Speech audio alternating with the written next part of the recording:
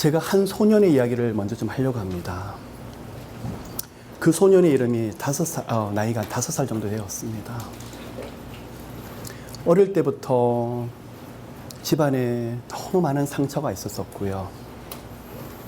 거친 아버지 밑에서 어머니가 폭력으로 많이 놀리고 아픔을 겪는 그런 한 소년을 제가 알고 있습니다. 일주일에 한 번, 2주에 한두 번은 어머니의 비명을 들었어야 됐는데 아버지가 기분이 안 좋아서 그 어머니를 방으로 끌고 가서 10분, 20분이 아니라 밤새 구타를 합니다.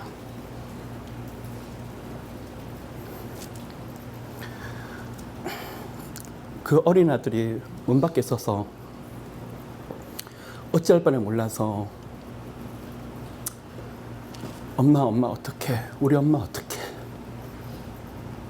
거기서 울부짖는데 지금은 내가 어려서 엄마를 못 도와주지만 내가 나중에 어른이 되면 엄마를 행복하게 해줄게, 엄마를 보호해 줄게.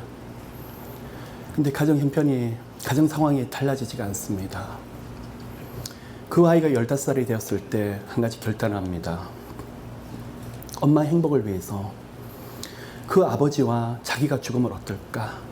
그 아버지를 죽이고 자기도 죽으면 엄마가 해방되지 않을까? 그러면서 어릴 때부터 교회를 다녔지만 하나님은 좋고 알라신도 좋고 부처도 좋으니까 누가 신이 계신다 그러면 그 아이가 기도를 하기 시작했습니다. 저 좀 만나달라고. 15살 되던 해 8월 19일입니다. 기도를 하는데 사랑한다, 사랑한다. 그러면서 그 아이의 마음들을 깊이 성령께서 만져주십니다. 그 어린아이가 15살 때 통곡을 하면서 눈물 흘리면서 하나님이 정말 살아계시군요. 정말 살아계시군요. 하나님 앞에 제 인생을 드립니다. 하나님 일을 하고 싶습니다. 아프고 힘든 영혼들을 돌보는 그런 사역을 하고 싶습니다.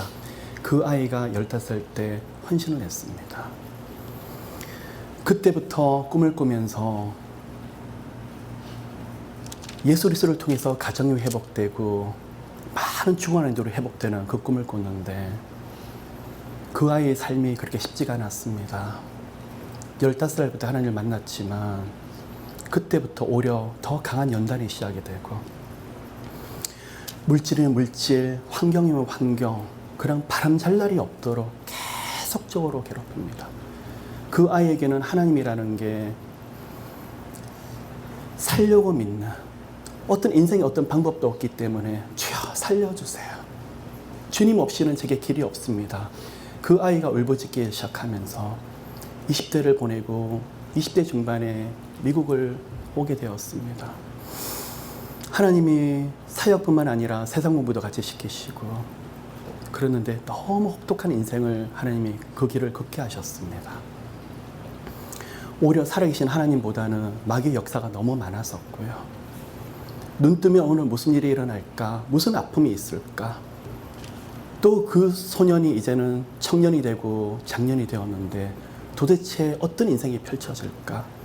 한쪽에는 하나님이 계시는 것 같은데 하나님보다는 더 사탄의 역사가 더 크게 나타나는, 그런데 어느 순간부터 그 소년이 청년, 장년이 되어서 인생의 길들이 열리는데 만나는 영혼들이 있습니다. 어릴 때 기억했던 그 엄마의 피눈물, 마음속 깊이 새겨진 그 엄마의 눈물 어린 기도, 아픔, 상처들. 그런데 사역을 하는데 다들 그런 분들만 만납니다. 그 소년이 어느 날 사역자가 되어서 그 영혼들을 성령의 이름으로 말씀을 선포했었을 때 영혼들이 일어나고 회복되기 시작합니다. 여러분, 누구의 이야기인지 아실 겁니다. 바로 저의 이야기입니다. 제가 이 사역을 그냥 하는 것이 아닙니다. 어린 시절 저희 가정에서도 피눈물이 있었습니다. 찢어지는 고통과 아픔이 있었습니다. 밤새 기도를 했는데 길이 보이지가 않습니다. 그냥 구원의 감격도 너무나 크게 흘러넘쳤지만 하나님 살려주세요. 주님 외에는 방법이 없어요. 너무 아파요. 너무 힘들어요. 그 인생을 지나오면서 어느 날 계속 힘들고 아픈 영혼들만 계속 만나고 있습니다. 여러분, 하나님 붙잡으면 삽니다.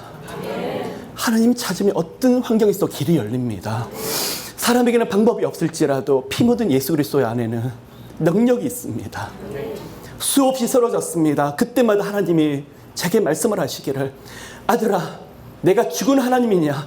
나는 살아있는 하나님이여 너와 동행하는데 어찌하여 쓰러져서 일어나지 못하느냐? 하나님, 일어나본들 환경이 열리지가 않는데요. 너무 아픈데요. 너무 힘든데요. 다시 일어나라.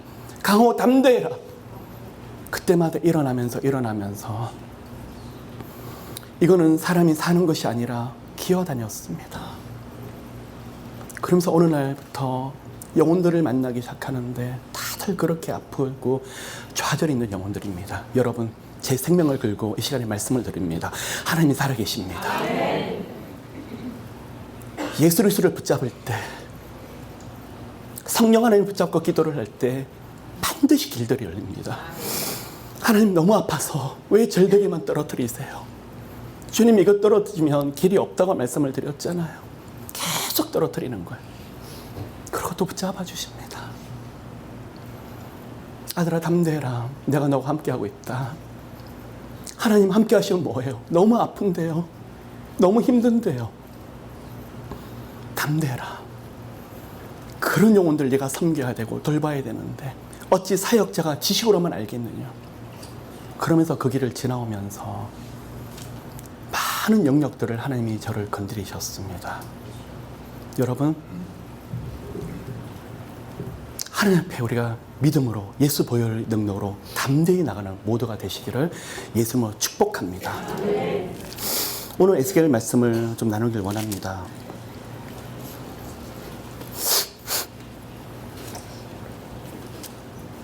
에스겔 37장 26절 27절입니다. 1207페이지 에스겔 37장 26절 27절입니다. 우리 함께 읽도록 하겠습니다. 내가 그들과 화평의 언약을 세워 영원한 언약이 되게 하고 또 그들을 경고하고 번성케 하며 내 성소를 그들 가운데 세워서 영원히 이르게 하리니 내 처소가 그들의 가운데 있을 것이며 나는 그들의 하나님이 되고 그들은 내 백성이 되리라. 여러분, 지난번에 제가 에스겔 지난주에 36장 37장까지 말씀을 드렸습니다. 오늘은 제가 39장까지 말씀을 좀 드리고 다음 주 레이버데이지만 저희들은 예수님으로 모입니다. 40장부터 48장까지 예루살렘 성읍과 성전에 대한 이야기가 펼쳐질 텐데 다음 주에 그 말씀을 나누려고 합니다. 오늘 에스겔을 좀 정리를 하면 에스겔 1장부터 24장까지는 이스라엘에 대한 심판과 멸망, 그리고 그에 대한 이유에 대해서 말씀하고 계십니다. 그리고 에스겔 25장부터 32장까지는 그 주변의 열방의 나라에 대해서 심판과 또 그들에 대해서 하나님께서 징계하시는 모습이 32장부터 까지 나옵니다. 그러면 33장의 내용이 어떤 내용이냐 그러면 제가 지난번 우리 강의했던 대로 파수꾼을 세우시는데 왜 파수꾼을 세우시죠? 회개를 통해서 하나님의 소망과 회복에 대한 말씀을 하십니다. 그리고요, 첫 번째는 회개, 두 번째는 여호와께서 친히 목자가 되시는 부분이 나옵니다. 자, 그게 33장과 34장에 걸쳐서 나오는 내용이고 35장에서는 에돔 족속에 대한 멸망이 다시 한번 걸쳐서 나오는데 지난주에 36장과 37장을 했습니다. 어떤 내용일까요? 사람에게는 어떠한 방법이 없다고 하나님 말씀을 하셨습니다. 에스겔의 위대한 신학에 나오는데 아무런 희망과 소망이 없는, 너무나 절망 가운데 놓여 있는 인간 논이 어떤 것인지, 사람의 모습이, 처절한 모습이 어떤 것인지, 그게 바로 36장에 나옵니다. 그래서 사람에게 희망이 없기 때문에 누구에게 방법이 있다고요? 하나님 당신이, 바로 성령께서 방법이 되시는 것입니다. 하나님의 방법은 맑은 물이었습니다. 왜 하나님께서 일을 하십니까? 우리가 하나님의 일을 더럽혔기 때문에, 우리가 기도를 많이 하기 때문에, 우리가 하나님을 붙잡기 때문에, 우리에게 어떤 공로가 있기 때문에 은혜를 주시는 것이 아니라 바로 우리가 더럽혀 놓은 하나님 이름이 너무나 거룩하시기 때문에 하나님 이름 때문에 하나님 일을 하신다는 것이 바로 에스겔 36장에 있습니다. 그리고 맑은 물을 부으실 때 하나님께서 너희가 내 율법을 지키게 될 것이며 또한 강박한 마음이 아니라 부드러운 마음을 주게 될 것이라고 말씀을 하시면서 영적인 축복이 오게 될 때 또한 육적인 축복도 오게 될 거라고 말씀하셨습니다. 자, 어떤 축복이었죠? 풍성한 열매와 결실을 맺게 되는 축복에 대해서 약속을 하셨고 또한 기근의 저주를 더 이상 받게 되지 않을 거라고 약속을 하셨습니다. 황무지가 에덴 동산처럼 된다고 말씀하셨습니다. 그러면서 36장 후반에 부탁을 드리기를 그럴지라도 너희들은 내게 구해야 될지라고 말씀을 하십니다. 여러분, 그럼 제가 말씀을 드리기를 천국은 침노하인 자의 것이라고 말씀하셨습니다. 하나님께서 비록 약속하셨더라도 우리는 어떻게 해야 되겠죠? 구하고 또 구해야 됩니다. 그게 바로 믿음입니다. 믿음은 하나님의 시간까지 기다리는 것이 믿음입니다. 자, 37장에 마른 뼈에 대한 비유가 나옵니다. 마른 뼈가 너무나 오랫동안 시간이 지났습니다. 오랫동안 생명이 없었던 그 마른 뼈의 모습을 보여줍니다. 조금의 희망도 없었던, 소망도 없었던 마른 뼈. 누구의 모습이죠? 이스라엘 백성들의 모습입니다. 또 누구의 모습일까요? 바로 우리들의 모습입니다. 어찌할 바를 몰라서 하늘만 바라보고 있는 우리의 모습을 마른 뼈에 지금 비하고 있습니다. 또 마른 뼈가 어떤 것일까요? 우리의 자아입니다. 주님 앞에 나가려고 하지만 우리 자아가 살아서 움직이기 때문에 도저히 하나님 앞에 갈 수 없는, 그러나 하나님 보시기에는 아무런 생명력이 없는 우리가 내면서 깊이 있는 우리의 자아, 주님께 도저히 갈 수 없는 우리의 자아를 마른 뼈에 비하고 계십니다. 하나님께서 일으키는 방법이 무엇이었을까요? 에스겔 36장에 있는 것처럼 맑은 물입니다. 자, 맑은 물을 37장에서는 생기라고 비유하고 계십니다. 생기가 무엇일까요? 바로 하나님의 신이며 하나님의 영이며 바로 성령님을 지금 의미하고 있습니다. 창세기 2장에서 사람을 만드시고 사람에게 생명을 주셨던 그 생기의 축복을 에스겔 37장에 똑같이 부어주십니다. 여러분, 그럼 우리에게도 답이 나왔습니다. 오늘 무엇을 구해야 될까요? 바로 성령 하나님입니다. 성령 하나님이 여러분 자녀가 마른 뼈 같다고요? 아무런 방법이 없다고요?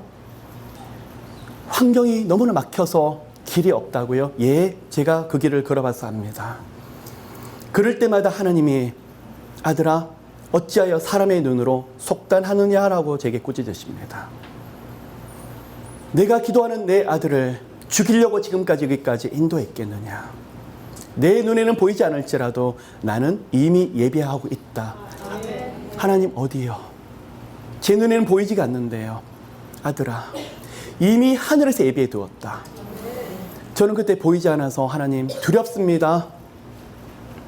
마음이 불안합니다. 그럴 때가 많았습니다. 그런데 그 시간에 가보니까 하나님이 준비하신 것들이 눈에 보이더라고요. 우리에겐 답이 없습니다. 누구에게 답이 있을까요? 성령 하나님께 답이 있는 것입니다. 자, 성령 하나님은 마른 뼈에다 생기를 부어주실 때 다시 생명을 얻게 하시는 것을 알고 계셨습니다. 그런데 이 하나님의 일을 누구에게 맡기셨을까요? 하나님 스스로가 하셔야 될 이 일을 바로 에스겔의 중보기도에 맡겼습니다. 에스겔아, 네가 내게 선포하는 말씀을 그대로 대언할지니라. 에스겔이 대언하고 선포하고 중보했더니 그 마른 뼈에 그 순간에 뼈와 피부들이 붙기 시작을 하고 육신이 되기 시작합니다. 여러분, 여기서 질문이 하나 생깁니다.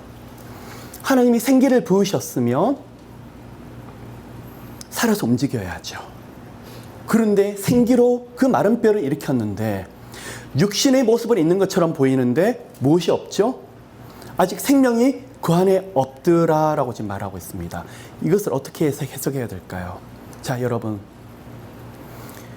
여러분이 하나님 이름으로, 예수 그리스도 이름으로 기도할 때 하나님이 반드시 응답하십니다. 영육간에 많은 것들을 응답하십니다.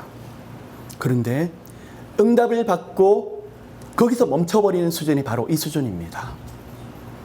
만나와 메추라기를 기적을 경험하라고 살아계신 하나님의 얼굴보다 그 기적에 멈추는 그 상황이 바로 이 시간입니다. 그 안에 생명력이 없는 것을 보고 하나님께서는 에스겔에게 한 번 더 당부를 하십니다. 네가 다시 내 이름으로 대언할지니라. 대언했더니 생기가 그 안에 들어와서 그때서야 진정으로 생명의 능력이 들어가서 살아서 움직이는데 무엇이 되었더라고요? 그냥 사람이 아니라 하늘의 군대가 되었더라라고 말하고 있습니다. 오늘 그 부분에서부터 시작을 해서 38장, 39장의 말씀을 연달아서 제가 드리려고 합니다. 그러면 하나님이 두 번째 왜 생기를 부으셨을까요? 사람이 떡으로만 사는 것이 아니요 하나님의 말씀으로 살 것이니라. 먹을 것이 없었을 때 하나님이 기도할 때 떡과 먹을 것, 필요한 것을 주십니다. 이게 바로 첫 번째 스텝입니다. 그런데 우리는 어디까지 나가야 되죠? 하나님의 말씀. 말씀이 우리 가운데 생명력 가운데 흘러 넘치게 될 때 비로소 하나님 보시기에 생명력이 가득한 하나님의 군대에 들어가는 것입니다. 여러분, 지난번에 제가 민수기에 대한 말씀을 드렸습니다. 하나님의 책에는 아마 두 가지 책이 있을 것 같습니다. 한 가지는 생명책입니다. 구원받은 백성들의 이름이 적혔던 생명책이 있고, 추론하건대 하늘나라에 구원받은 백성들 중에서 민수기가 또 있지 않을까라고 생각을 합니다. 무슨 말씀이냐고요? 구원받은 삶으로서 멈춰지는 것이 아니라 하나님, 저처럼 마른 뼈로 사는 저 사람이 너무나 불쌍해요. 저 영혼이 불쌍해요. 저렇게 짓밟히고 있는 저 영혼이 불쌍해요. 그 영혼을 위해서 영적 전쟁을 대신하고 영적 싸움을 대신하는 사람이 누구라고요? 하나님 보시기에 그 사람이 군대라는 거예요. 바로 하늘의 군사들라는 거예요. 그런데 하나님 일은 누가 하는 것이죠? 우리가 한다고요? 신학 공부했기 때문에 우리가 한다고요? 제자 훈련 받았기 때문에 사람이 한다고요? 아니에요. 하나님 일은 절대적으로 하나님의 영이신 성령께서 하셔야 돼요. 바로 이 말씀입니다. 제가 그것 때문에 훈련을 많이 받았습니다. 제 안에 뜨거운 열정이 있었습니다. 늘 하나님보다 앞서 나가려고 했었습니다. 아들아, 기도해라. 하나님, 제게 문이 열렸는데 기도하라고요? 지금 빨리 해야죠. 아들아, 엎드려라. 저는 기도보다도 엎드리는 것보다도 늘 앞서 나가려고 하는 부분이 많았습니다. 그러고 깨닫습니다. 사람은 하나님 일을 할 수가 없습니다. 사람은 마른 막대기입니다. 누가 일을 하셔야 되죠? 성령께서 우리 안에서 일을 하시는 것입니다. 여러분, 왜 훈련을 받습니까? 내가 하려고 하기 때문에요. 기도는 누가 일을 하게 하시는 것입니까? 성령 하나님이 일을 하시도록 하시는 것입니다. 여러분, 하나님의 군대가 마른 뼈가 하나님의 군대가 되었는데 성령의 영으로 그렇게 되었습니다. 여러분, 오늘 만일 여러분 가운데 생명의 능력이 없고 구원의 뜨거운 감격이 없고 여전히 하늘에 주시는 육적인 응답에 멈추고 있다 그러면 첫 번째 스텝에 멈추고 계십니다. 어떻게 해요? 하나님의 응답은 있지만 육신의 모습은 가지고 있지만 여전히 생명력 없어서 움직이지 못하는 그 단계. 오늘 말씀과 합심기도 가운데 성령께서 마음껏 기름 부어주셔서 그 생명을 가지고 하나님, 제가 여기 있습니다. 저희들이 여기 있습니다. 저를 보내옵소서. 죽어가는 상처받고 아파하는 많은 영혼들을 일으킬 수 있는 저희들 모두 되게 해주시옵소서. 그 영혼을 하나님은 하나님의 군대라고 말씀합니다. 그때 성령께서 더 놀랍도록 기름 부어주실 것입니다. 37장을 보시면요, 15절부터 37장 후반절까지 어떤 말씀을 하고 있냐 그러면 연합되어진 이스라엘에 대한 모습을 보여주고 있습니다. 솔로몬 이후로 북이스라엘은 여호보암과 남유다는 로보암으로 나눠져서 한 번도 통일된 적이 없었습니다. 하나님께서는요, 하나님의 군대가 되었을 때 비로소 남북 이스라엘이 통합이 되고 연합이 된다는 말씀을 하고 계십니다.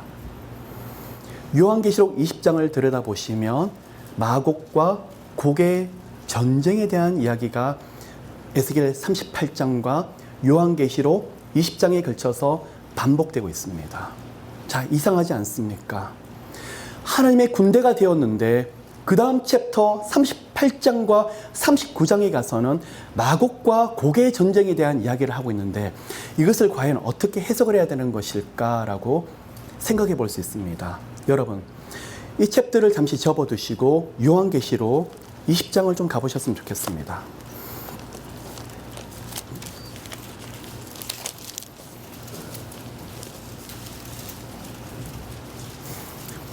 요한계시록 20장을 보시면 위의 제목에 천년왕국이라는 것이 나와 있습니다.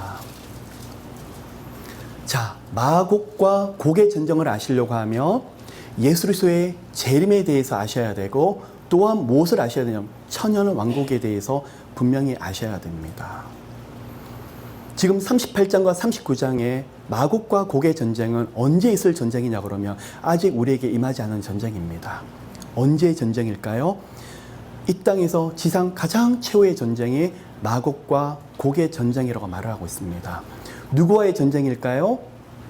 예, 마귀와의 마지막 최후의 일전을 가지고 재림하신 예수께서 마귀를 완전하게 묶어버리는 그 전쟁이 마곡과 곡의 전쟁입니다. 그러면 제가 조금 있다가 더 깊이 이제 말씀을 드리려고 하는데 37장에 왜 하나님의 군대가 되었는데 38장과 39장에 마곡과 곡의 전쟁이 되었을까? 여러분, 너무나 중요한 것들이 있습니다.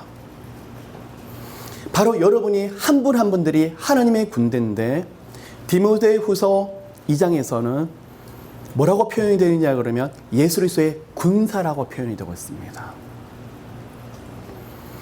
자, 예수께서 언제 오셨죠? 예수께서 처음 오신 것을 초림이라고 말을 하고 있습니다. 예수께서 다시 오시는 것을 뭐라고 표현하고 있습니까? 재림이라고 말하고 있습니다. 그런데요, 이 시간 동안에 초림과 재림 동안에 이 시간을 자, 마귀가 역사를 할까요? 역사하지 않을까요? 여전히 역사를 하고 있습니다. 이 부분에 대한 관점에 대해서 천년설에 대해서 무천년설, 전천년설, 후천년설에 대한 이야기들이 나옵니다. 그리고 천년왕국을 보내게 되고 그 후에 최후 전쟁이 오게 되는데 마곡과 곡의 전쟁인데 그때까지 죽어가는 많은 영혼들을 죽기로 인도해야 될 그 사명을 가진 사람이 바로 누구라고요? 바로 하나님의 군사인 여러분 한 분 한 분들이 그 역할을 감당해 주셔야 된다는 거예요. 언제까지요? 예수께서 재림하셔서 마곡의 전쟁을 통해서 마귀를 완전하게 무적에게 집어넣을 때까지 이 땅의 그 사명이, 지상 사명이 누구에게 있다고요? 하나님의 군사 한 명 한 명에게 주어졌고 또 누구에게 그 사명이 주어졌더라는 거예요? 바로 교회에게 주어졌더라라는 것을 우리가 알 수 있습니다. 조금 더 이제 말씀을 좀 깊이 들어가려고 합니다. 38장에서는 37장을 잠깐 들여다보시길 바랍니다. 에스겔에서요.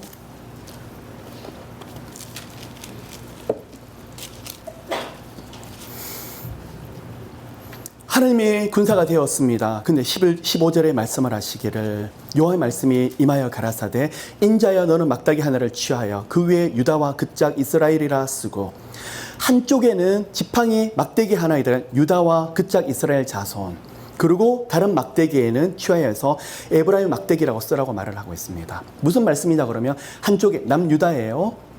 유다 지파가 중심이 되었습니다. 근데 북이스라엘이 멸망을 하고 부분적으로 남유다로 피난을 왔던 그 사람들을 지금 말하고 있습니다. 한쪽에는 그 사람들을 적어라. 다른 막대기에서는 북이스라엘 패망으로 인해서 멸망했던 10지파의 족속입니다. 왜 에브라임 막대기라고 그러냐 그러면요. 북이스라엘 중에서 가장 어뜸이 되었던 지파가 누구냐 그러면 에브라임 지파입니다. 그럼 이 두 막대기를 가져다가 하나로 연합하려라 하고 17절에 말을 하고 있습니다. 그리고 하나가 되게 하라. 그런데 이 말씀을 하시면서 누구를 통해서 하나가 되게 하라고요? 내 손에서 둘이 하나가 되리라 라고 말하고 있습니다. 여기서 너라는 존재는 지금 누구를 말하고 있습니까? 에스겔을 지금 말씀하고 있습니다. 그러면 이것을 우리가 어떻게 해석해야 될까요? 바로 중보기도자 한 분 한 분들을 말하고 있습니다. 마지막 시대 마곡의 전쟁이 오기 전에 나타나는 현상이 어떤 게 있다고요? 교회의 연합이, 예수 이름으로 모인 사람들이 반드시 하나의 연합이 오게 된다는 거예요. 누구를 통해서요? 예수를 믿고 교회를 중보하고 많은 죽어가는 영혼들을 중보하는 바로 여러분과 저를 통해서 그 일들이 일어나더라는 거예요. 마지막 시대는 교회가 하나가 될 것입니다. 그런데 오해를 하지 마시길 바랍니다. 종교가 하나가 된다는 그 의미는 아닙니다. 온전하게 예수 그리스도를 따르는 교회, 온전하게 진정한 양이신 예수 그리스도, 진정한 목자이신 예수 그리스도를 따르는 그 교회가 하나가 된다는 그 말씀입니다. 또 무엇이 하나가 될까요? 이스라엘이 회복이 된다는 말씀을 지금 37장에 지금 하고 있는 것입니다. 누구를 통해서요? 내 손에서 바로 우리들 중보기도를 통해서 하나님이 연합시키시고 그렇게 다시 일으키시는 일들이 있더라는 이야기입니다. 19절을 보니까 또 반복하게 말씀하고 있습니다. 이브라임들의 막대기를 취하여 유다의 막대기에 붙여서 한 막대기가 되게 한즉 내 손에서가 하나가 되리라. 하나님께서 누구누구 교회가 아니라 예수 이름으로 몸된 교회가 하나가 되고 이스라엘이 하나가 된다는 그 약속의 말씀을 지금 하고 있는 것입니다. 그러면 그 전에 이 일들이 일어날 수 있는 방법이 무엇일까요? 바로 성령의 기름 부으심과 하나님의 신이시며 하나님의 성령의 능력으로만 이 일들이 가능하다는 거예요. 그럼 어떤 분들이 그러세요. 저희들은 가정이 너무 아픈데요. 자녀가 너무 아픈데요. 예, 똑같은 원리입니다. 여러분 가정에 아픔이 있고 여러분 직장에서도 여러분 속한 공동체에서도 여러 가지 아픔이 있지만 거기에 대한 원리와 방법이 무엇이라고요? 바로 성령의 기름 부으심. 성령께서 함께 하시고 생기를 거기다 부어주시면 하나님이 하나 되는 놀라운 일들을 거기서 주시더라는 것입니다. 성령께서 기름 부으십니다. 22절에 그 땅 이스라엘 모든 산에서 그들로 한 나라를 이루어서 한 임금이 모두 다스리게 하리니 이 한 나라가 누구일까요? 바로 하나님 나라를 말하고 있습니다. 이 한 임금이 누구일까요? 바로 예수 그리스도를 지금 의미하고 있는 것입니다. 여러분 여기서 한 가지 또 제가 설명을 드려야 되겠습니다. 하나님의 군대가 되었는데 38장, 39장에 지상 최후의 전쟁인 마곡의 전쟁을 반드시 치러야 됩니다. 누구와 함께요? 예수 그리스도와 함께 그 전쟁을 치러야 됩니다. 누구를 향한 전쟁이죠? 이 땅에 대해서 에덴 동산에서부터 아담과 하와를 넘어뜨리고 유혹해서 죄 가운데 빠지게 했던 마귀, 원수 마귀, 사탄에 대한 전쟁을, 최후의 전쟁을 지금 선포하는 것입니다. 그리고 나서 무엇이 올까요? 여러분 잘 아시는 대로 새 예루살렘 성이 요한계시록 20장, 21장에 나옵니다. 새 예루살렘 성이 이 땅에 임하게 되는 것입니다. 성경을 보면 구약에 보면 두 가지 성전이 나옵니다. 신약에 보면 한 가지 성전이 나옵니다. 최초의 성전이 언제일까요? 여러분 잘 아시는 대로 솔로몬 성전. 솔로몬 성전이 너부갓네살 왕에 의해서 완전하게 황폐화되고 무너졌습니다. 바벨론 70년 포로 이후로 바사나라가 일어나게 되고 고레스 왕이 다들 예루살렘으로 돌아가라고 말을 합니다. 그리고 돌아가서 거기서 성전을 지으라고 말을 합니다. 그때 세워진 성전이 무엇일까요? 그 성전을 족장 이름을 본따서 스룹바벨 성전이라고 말하고 있습니다. 자, 구약에는 두 가지 성전이 나오게 되고 그 성전이 또한 로마 시대 때 무너지게 됩니다. 그리고 다시 한 번 더 성전이 지어지게 됩니다. 누구로부터요? 여러분 잘 아시는 예수 그리스도 때 교회입니다. 헤롯 왕 때 지어졌습니다. 그래서 그 성전을 본따서 이름을 본따서 헤롯 성전이라고 말을 하고 있습니다. 그러면 구약과 신약에는 유형 성전 중에서 세 가지 성전의 이름이 나옵니다. 그런데 한 가지 무형 성전이 있습니다. 그 성전이 무엇일까요? 바로 에스겔 40장부터 나오는 바로 예루살렘 성전입니다. 그러면 앞으로 이 성전이 언제 임하기 때문에요? 요한계시록 20장, 21장에서 임하게 될 새 예루살렘 성전과 성에 대해서 에스겔에서 미리 예언하셨고 또한 요한계시록을 통해서 예언하고 계시더라는 것입니다. 그러면 한 가지 여기서 정리할 게 있습니다. 성령의 능력으로 인해서 하나님의 군사가 되었다고요? 감사합니다. 그리고 하나님이 연합하게 하실 것입니다. 예, 감사합니다.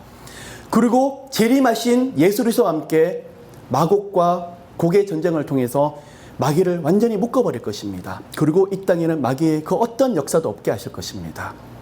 그리고 진정한 성전이 우리 가운데에서 임하게 될 텐데 그 성전의 이름이 뭐라고요? 예루살렘 성전. 여러분 기대하십니까? 영혼의 부활을 믿으십니까? 예수 그리스도를 통해서 영혼의 부활을 믿으십니까? 또 육신의 부활을 믿으십니까? 우리가 가야 될 영원한 본향이 어디시라고요? 요한계시로 나오는 예루살렘 성이에요. 그런데요, 그곳에는 예수 그리스도와 얼굴 대 얼굴을 대하면서 영원토록 거하게 되시며 영원토록 친밀한 교제를 나누게 되실 것입니다. 하나님이 에덴 동산을 통해서 꿈을 꾸셨습니다. 아담과 하와를 왜 만드셨을까요? 사랑한 자녀를 창조하셔서 하나님과 깊은 교제를 나누고 싶으셨어요. 에덴 동산을 만드셨을 때 아담과 하와에게는 육신의 몸을 갖도록 하셨지만 결코 죽지 않은 영생을 누리도록 하나님께서 창조하셨습니다. 그런데 이들이 죽는 존재가 되었습니다. 왜요? 누구의 유혹 때문에요? 마귀의 유혹 때문에. 그리고 죄를 지음으로 인해서 영원한 형벌 가운데 놓이는 존재가 되었습니다. 마곡의 전쟁은 바로 아담과 하와 때부터 하나님의 형상 그대로 창조되었던 그 영혼을 괴롭혔던, 그리고 하나님과 관계를 끊으려고 했던 그 마귀에 대한 최후의 심판을 지금 의미하고 있는데, 그 심판을 하기 위해서 누구와 함께 그 자리에 쓴다고요? 재림하신 예수님과 함께 하나님의 군사가 된 바로 여러분 모두 다 가요. 그러면 그 시간까지 하셔야 될 게 있어요. 무엇이라고요? 한 가지는 앞으로 영원토록 함께 거하게 될 예수 그리스도와 함께 거하게 될 예루살렘 성과 성전에 대한 기대감, 또한 그 시간까지 마귀에게 짓밟히는 수많은 영혼들을 죽기로 인도하기 위해서 군사로서의 사명을 다하시는 여러분 한 분 한 분들이 다 되시기를 예수님으로 축복합니다. 38장을 이제 좀 들어가겠습니다.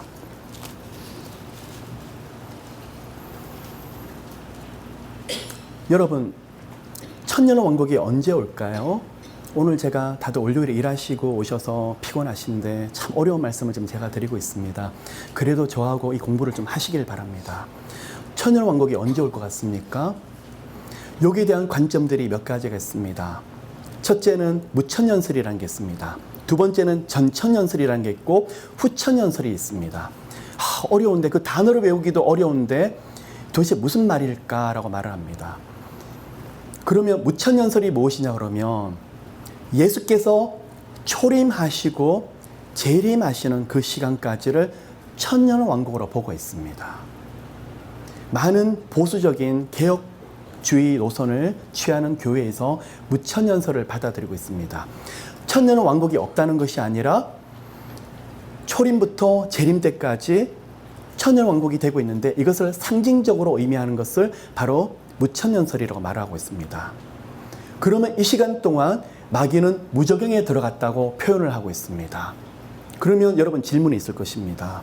무천년주의를 믿으시는 분에게, 아니 마귀가 무저경에 들어갔는데 그러면 마귀가 역사가 없어야죠. 이 시간 동안 이 마귀의 역사가 있는 게 말이 될까요? 라고 말하고 있습니다. 그 의미가 뭐냐 그러면 예수 그리스도의 보혈의 능력으로 마귀가 묶이는 그 상태를 성경에서는 무저경으로 본다는 이야기입니다. 하나님께서 두 가지 말씀을 하셨습니다. 한 가지는 예수 이름으로 뱀과 정갈을 짓밟을 것이며, 또 너희가 무엇인지 땅에서 묶으면 하늘에서 묶인다고 말씀을 하셨습니다. 그게 뭐에 대한 권세냐 그러면 여러분들을 괴롭혔던, 지금도 괴롭히고 있는 많은 마귀의 역사에 대해서 묶을 수 있는 권세를 주셨더라는 거예요. 그런데 에베소서 2장을 보시면 공중 권세 잡은 자를 누구라 표현하고 있습니까? 마귀. 아니, 하나님께서 두 말씀하시는 것 같아요. 한쪽에는 마귀에게 권세를 주신 것 같은데 한쪽에는 뱀과 정갈을 묶을 수 있는 권세를 누구에게 주셨더라고요? 예수 그리스도를 따르는 자에게. 이렇게 상반된 원리를 말씀하신 것을 어떻게 우리가 받아들여야 될까? 예수 그리스도를 이름을 통해서 마귀를 묶지 아니냐 하면 여전히 공중권세 역할을 하게 됐지만 예수 이름으로 기도하고 선포하며 마귀를 묶을 때 마귀의 그 상태를 뭐라 그런다고요? 무적행의 상태라고 말을 하고 있는 것입니다. 여러분, 선택은 우리의 몫입니다. 한쪽에는 하나님도 역사를 하지만 한쪽에는 누가 역사하고 있습니까? 마귀가 계속 역사를 하고 있습니다. 여러분 어떻게 하시겠습니까? 마귀가 역사해서 공중 권세 잡도록 내버려 두시겠습니까? 여러분 자녀 가운데, 가정 가운데 내버려 두시겠습니까? 교회에서 마귀가 역사하도록 내버려 두시겠습니까? 아니죠. 그 마귀를 무적에게 집어넣을 수 있도록 예수 이름의 권세를 주셨는데 그것을 사용하지 않으면 결국 우리가 묶여버리더라는 거예요. 우리는 천년왕국을 이미 무천년주의자들에 의하면 이미 보내고 있더라는 것입니다. 그리고 무천년설에 의하면 이 천년왕국을 통해서 뭘 하시는 거죠? 땅끝까지 복음이 전파되도록 성령께서 그 일들을 하고 계시더라는 거예요. 그리고 예수께서 재림하십니다.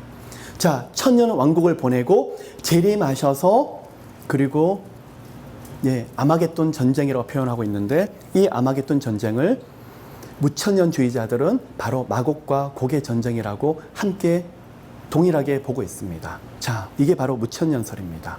또 한 가지 전천년설이라는 게 있습니다. 도대체 전천년설이 무엇일까? 정확한 단어를 말씀을 하면 재림전 천년설이라고 말하고 있습니다.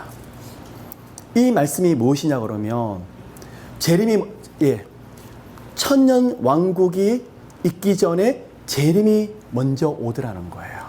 그래서 예수께서 재림하셨어요. 그리고 아마겟돈 전쟁을 통해서 마귀를 묶어요. 그리고 예수님과 함께 특별히 택하신 분들이 육신의 부활을 받아요. 그리고 그들과 함께 천년 왕국을 이 땅에서 그대로 누려요. 천년 왕국을 보내고 나서 마귀를 마곡과 곡의 전쟁을 통해 가지고 최후의 심판을 하고 나서 다시 한번 죽은 자들이 한 번 더 육체의 부활이 있더라 하는 것이 바로 전천년설입니다. 그래서 지금 많은 교회를 다니시는 분들은 받아들이시기를 전천년설이나 무천년설 이 둘 중에 하나를 받아들이고 있습니다. 그러면 후천년설이라는 게 무엇이냐? 재림 후 천년설이라는 이야기입니다. 이 말씀이 무엇이냐 그러면 천년 왕국을 먼저 보내고 나서 누가 재림하신다고요? 예수께서 재림하시는데 이 천년 왕국을 보내기 전에 성령께서 물이 바다덮음 같이 요하를 아는 지식들이 충만하게 만들어 오셔서 도대체 요하를 알지 못한 사람이 아무도 없도록 만들어버리고 나서 예수께서 재림하신다는 거예요. 너무 이상적이죠. 그것을 후천년설이라고 말을 하고 있습니다. 그래서 오늘날 후천년설은 그렇게 많은 사람의 지지를 받지 않고 있지만 일반적으로 교회에서는 무천년설과 전천년설이 이렇게 받아들이고 있습니다. 여러분 38장을 잠깐 보시길 바랍니다. 38장 2절에 보면 인자야 너는 마곡 땅에 있는 곡 로스와 메섹과 두발 왕에게로 얼굴을 향하고 그를 쳐서 예언하고 라고 말하고 있습니다. 로스와 메섹과 두발 왕이라는 것은요 창세기 10장에서 나오고 있습니다. 셈과 함과 야벳의 자손들에 대한 이야기를 가지고 나오고 있는데 특별한 의미를 두기보다는 아주 이렇게 이 세상에서 권세 있는 자들을 지금 말하고 있는 것처럼 보입니다. 자, 최후의 전쟁이 마곡에 그리고 곡에서 일어난 전쟁을 지금 선포하고 있는데 그들 보고 38장 4절에 너를 돌이켜 갈고리로 내 아가미를 깨고 너와 말과 기병 곧 내 온 군대를 끌어내되 완전한 갑옷을 입고 라고 말하고 있습니다. 너를 돌이켜 갈고리로 아가미를 꿰고 그 말은 도살장에 끌려 들어가고 있는 그 모습을 말하고 있는데 누가 그렇게 끌려 들어가고 있는 것을 말하고 있습니까? 바로 마귀들이에요.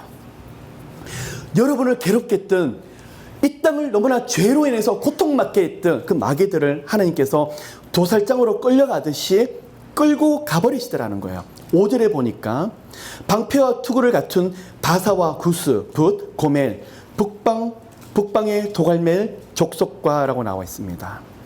바사는 동쪽이고요. 구스는 남쪽을 말하고 고멜은 서쪽을 말하고 있고 북방의 도갈말, 동서남북에 있는 이 마귀들의 족속에 대해서, 마귀들의 역사에 대해서 하나님의 최후의 심판을 하고 있는 것을 말하고 있습니다. 근데 이들의 모습이 어떤 모습이냐 그러면요, 7절에 너는 스스로 예비하되. 마귀가 어떤 존재일까요? 바로 스스로 높이는 존재예요. 스스로 자기 자신을 하나님 자리에 앉히려고 하는 그 존재가 누구의 모습이다라는 거예요? 바로 사탄에 대한 모습이다라는 거예요. 여러분, 이상하지 않습니까? 많은 죄를 짓는 죄인이라 할지라도 하나님께서는 회개하는 길을 주셨지만 마귀에게는, 사탄에게는 회개할 수 있는 길을 열지 않으셨어요. 왜 그럴까요? 이 스스로라는 단어의 답이 있습니다. 사람의 죄는 누구로부터 오게 됩니까? 마귀의 유혹으로부터 오게 됩니다. 밖에서 오기 때문에, 하나님이 그 죄가 밖의 유혹으로부터 오기 때문에 죄 사함을 얻는 길을 하나님이 제시를 하셨어요. 우리 스스로 죄를 짓는 것이 아니기 때문에요. 마귀의 유혹으로부터 왔기 때문에요. 근데 마귀는 하나님께서 회개할 기회를 절대 주지 않으세요. 왜 그럴까요? 그 죄가 어디서 왔기 때문에요? 유혹이 아니라 스스로부터 왔기 때문에요. 이 스스로가 굉장히 엄청난 지금 단어를 포함하고 있습니다. 여러분, 스스로를 높이는 것이 무엇이죠? 바로 교만이에요. 하나님 없이 스스로 하려고 하는 것이 무엇이죠? 바로 교만이에요. 왜 기도를 하지 않는 것입니까? 내 스스로 하려고 하기 때문에요. 근데 누구의 모습이 그렇죠? 바로 마귀와 사탄의 모습이 그렇더라는 거예요. 하나님이 이렇게 스스로를 높이는 자들을 어떻게 하신다고요? 최후의 심판에 하실 것이라는 것을 지금 7절에서 말씀하고 있습니다. 8절에 여러 날 후 곧 말년이라고 표현하고 있는데, 성경은 윤회가 아닙니다. 반드시 끝이 있습니다. 종말이 있습니다. 이 땅의 시간에서는 하나님께서 끝이 있는데, 믿는 자에게는 영원한 기쁨과 생명이 있는 본향이 준비되어 있지만 하나님을 버린 자들에게는 영원한 형벌밖에 없더라는 것입니다. 9절에 내가 올라오되 너와 내 모든 때와 너와 함께 한 많은 백성이 광풍같이 이르고, 누구를 지금 말하고 있습니까? 바로 마귀들을 지금 말하고 있습니다. 여러분, 한 가지 아셔야 됩니다. 최후의 전쟁이 지금 일어나고 있는데, 제가 오늘 이 말씀을 가지고 이 어려운 말씀을 어떻게 풀어나갈까 제 나름대로 기도하고 많은 고민을 했습니다. 또 이 말씀을 어떻게 적용을 할까 제 나름대로 많은 생각을 했었습니다. 마지막 시대에 마귀에게 하나님께서 이 땅을 한 번 더 역사할 수 있는 힘을 줍니다. 그게 바로 7년 대환란입니다. 바로 이것입니다. 7년 대환란을 위해서 하나님이 그 권세를 잠시 마귀들에게 주셨던 걸 말하고 있습니다. 10절에 악한 꾀를 내요. 그 마귀들이 악한 꾀를 냅니다. 누구를 건드리죠? 11절 평원의 고을들을 올라가리라. 그곳은 성벽도 없고 문이나 빗장도 없어도 염려 없이 다 평안히 거하는 백성에게 나아가서, 누구의 모습입니까? 바로 크리스찬들의 모습입니다. 바로 우리의 모습인데, 마지막 시대에 하나님이 누구로 하여금 건드리도록 역사한다는 거죠? 바로 마귀들. 그리고 12절 보니까 세상 중앙에 거하는 자, 누구를 지금 말하고 있습니까? 하나님 품에 거하는 바로 여러분 한 분 한 분들을 지금 말하고 있는데, 마귀가 마지막 시대에 7년 동안 그 권세를 누리면서 교회를 핍박하고 하나님을 따르는 자들을 핍박하고 있다는 것을 말하고 있습니다. 여러분, 여기서 한 가지 팁을 얻을 게 있습니다. 15절을 보니까 내가 내 고토 극한 북방에서 많은 백성 곧 다 말을 탄 큰 떼와 능한 군대와 함께 오되. 하나님은 모든 걸 다 알고 계십니다. 하나님이 허용하시기 때문에 일들이 일어나는 것입니다. 마귀에 대해서 여러분 한 가지 아셔야 될 게 있습니다. 마귀의 역사는 하나님의 허용 없이는 결코 일어날 수 없다는 것입니다. 하나님이 허용하실 때는 하나님의 피할 길이 있기 때문에, 하나님의 보호할 자신이 있기 때문에 마귀를 역사하도록 만드시다는 것입니다. 또요, 마귀에는 어떤 약점이 있습니까? 하나님의 시간을 정해두십니다. 예수께서 재림하시기 전에 적그리스도가 힘을 발휘하는 것처럼 보이지만 7년이라는 시간을, 대환란 시간을 하나님 정하셨습니다. 그리고 예수께서 재림하시고 심판해 버리십니다.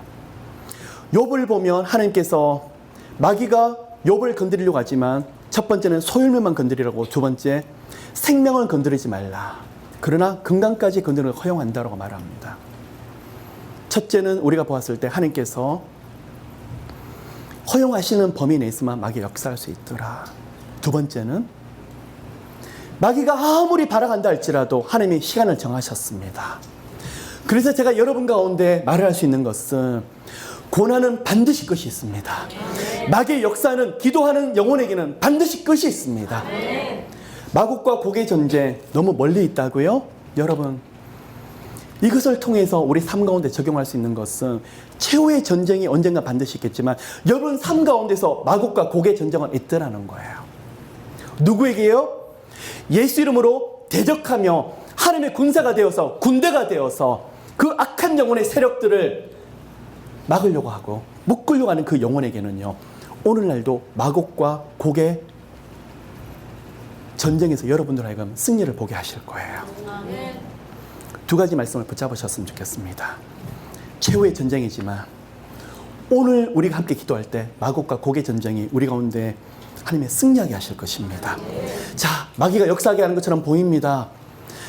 너무너무 많은 영역에서 공격하는 것처럼 보입니다. 여러분, 두려워하지 마십시오. 그 가운데 누가 함께 하시는 거죠? 성령 하나님 함께 하십니다.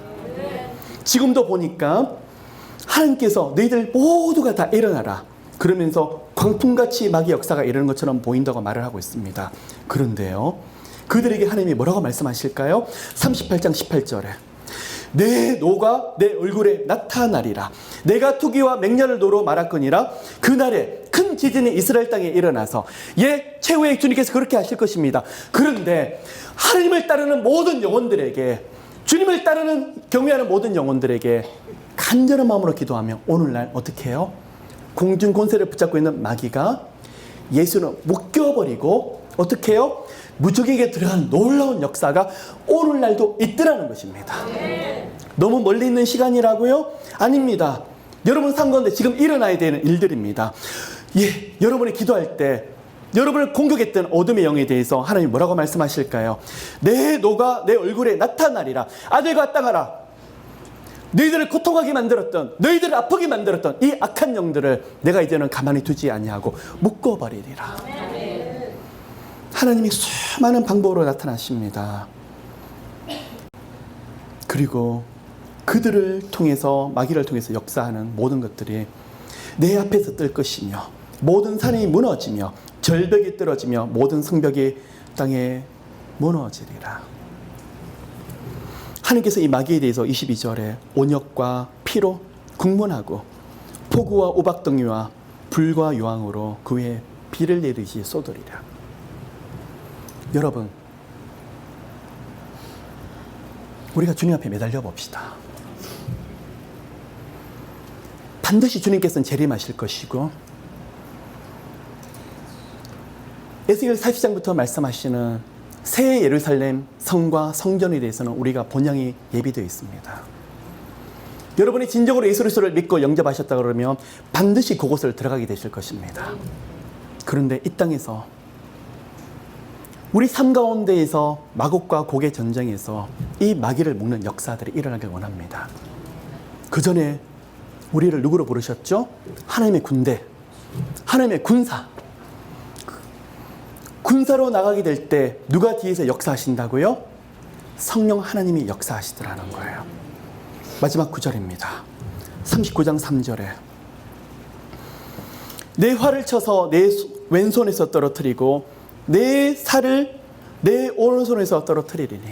누구에 대한 모습일까요? 마귀의 모든 세력들을 지금 의미하고 있습니다. 마귀가 여러분 한 분 한 분을 화살을 쏘려고 하는데 보통은 왼손에 화살을 가지고 있고 오른손에 살을 가지고 있죠. 그런데 활을 가지고 있던 왼손을 떨어뜨리고 공격하려고 했던 화살조차도 떨어뜨려 버려. 무슨 말일까요? 마귀가 묶여서 완전히 무장해제되었더라.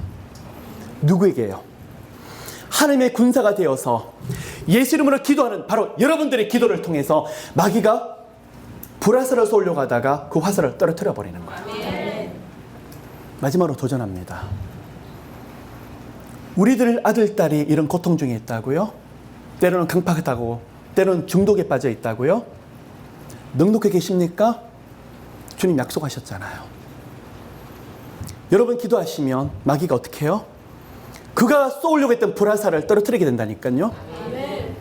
진로 장래가 막히신다고요? 가난과 실패가 여러분들의 역사에 있다고요? 기도합시다. 첫 번째 스텝에 머무시겠습니까? 그냥 만나로 인해서 매체로 인해서 만족하시겠습니까? 아니에요. 주여 다시 한번 생명을 부어주셔서 하나님의 군대로 쓰게 해주시옵소서. 그 군사에게 기름 부으실 때 마귀를 묶을 수 있는 권세를 주세요. 멀리 있는 마곡과 곡의 전쟁이지만 여러분의 삶 가운데 지금도 전쟁을 치르셔야 될 부분입니다. 39장 2절 3절 우리 함께 오늘 이 말씀이 우리를 해방하는 마귀가 그대로 마귀에게 이루어지길 원하는 마음에서 함께 선포하길 원합니다. 39장 3절에 내 활을 쳐서 내 왼손에서 떨어뜨리고 내 살을 오른손에서 떨어뜨리리. 성령께서는 마귀의 불화살을 화전을 막기 위해서 우리에게 전신갑주를 허락하셨습니다. 에베소서 6장에 나오는 것입니다. 그런데 우리에게 주어졌던 성령의 검, 성령의 칼, 바로 말씀입니다. 말씀을 가지고 기도하게 될 때 그 마귀의 불화살이 완전히 무장해제되는 것을 우리에게 분명히 말씀하고 있습니다. 여러분 삶 가운데 그 놀라운 일들이 그대로 일어나시기를 예수 이름으로 축복합니다. 사랑의 주님, 고목과 감사를 드립니다. 오늘 주님 참 어려운 말씀을 나눴습니다. 생기로 하나님의 군사가 되었는데 그 다음에 나타난 것은 마곡과 곡의 전쟁이었습니다. 예수께서 재림하시고 나서 있을 전쟁이지만 그러나 지금 저희들이 믿음으로 치러야 될 전쟁입니다. 주님, 저희들 한 명 한 명들을 하나님의 군사로 부르셨습니다. 성령께서 함께 하신다는 말입니다. 성령의 능력으로 붙잡으신다는 말씀입니다. 하나님, 저희들의 삶의 영역에서 마귀가 발악하고 역사라는 것처럼 보이지만 주님, 저희들이 예수 이름으로 기도할 때 하나님의 진노가 마귀에게 임하게 될 것이며 불과 유황으로 마귀의 역사가 무너지게 될 것이며 그들이 우리에게 마음껏 불화살을 쏘려고 하지만 그들이 무장해제가 되어서 떠나게 될 것입니다. 하나님, 오늘 이 원리를 붙잡습니다. 우리가 기도하지 않을 때는 마귀가 여전히 공중 권세 잡은 자로 역사하겠지만 우리가 예수 이름으로 나가게 될 때 마귀는 쩔쩔매게 될 것입니다. 주님, 이 시간에 뱀과 정갈을 짓밟을 수 있는 권세를 주시옵시고 예수 이름의 능력을 주셔서 성령의 능력을 주셔서 마지막 시대까지 많은 죽어가는 영혼들을 건지며 아파하는 가정을 일으키며 주님의 일을 놀랍게 감당할 수 있는 중보기도자가 될 수 있도록 기름 부어 주시옵소서. 또 합심 기도를 할 때 하나님, 이미 주님 승리하게 하심을 감사를 드립니다. 기적과 이적의 역사가 질병이 떠나가며 가난과 실패가 떠나가며 영육간에 묶여있던 많은 것들이 풀려지며 온전하게 성령의 역사가 나타날 수 있는 우리 모든 영혼들이 될 수 있도록 축복합니다. 오늘 이 밤을 감사드리며 이 모든 말씀 살아계신 예수의 이름으로 기도를 드립니다.